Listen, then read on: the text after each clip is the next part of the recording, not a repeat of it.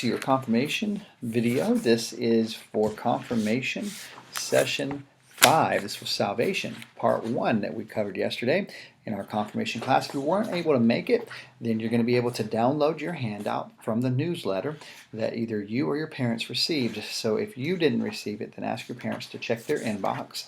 You will have a newsletter with a link that takes you to this handout that we're going to be going over in just a moment, and that you're able to fill in the blanks. Those of you that were in the class yesterday, your handout actually had the answers, so congratulations to you. You got a copy of the master, so that's good for you. There's a few things in there that you did need to put into your own words, of course, so those would be something you would need to still do on your own. But again, what I want to remind you is to continue to stay up to date on these handouts. You want to make sure that you're putting the answers in, because we're not getting through the entire handout in our time together, but we're able to do it in these YouTube videos. And while you're doing this, you're being better prepared for the exam that's coming up at the end of November.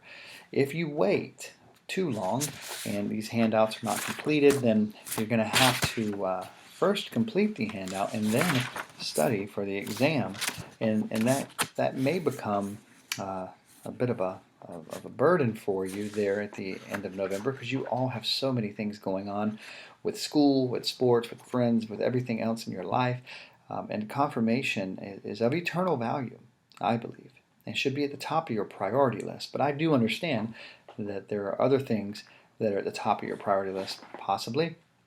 So please ensure that you're doing everything you can now by inserting the answers into the worksheets and reviewing them daily in order to make it easier for you at the time of the exam. Remember, you only have to really go over this maybe 2 minutes a day. If you spend 2 minutes on each handout per day reviewing it, you've got 10, maybe 15 minutes tops that you're spending on this material. So by the time the exam rolls around at the end of November, you're going to be really familiar with the material, and so whatever the questions are going to be from the exam, remember, they're coming off these handouts, those questions will be, and you'll already be familiar with it, so studying for it will be a breeze.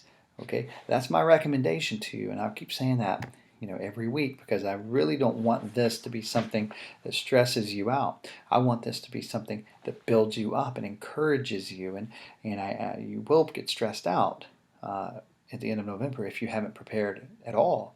So please prepare. Parents, if you're watching this with your children, encourage them to prepare. Maybe go over it with them and try to make it fun. I'm going to talk a little bit about that when we go over your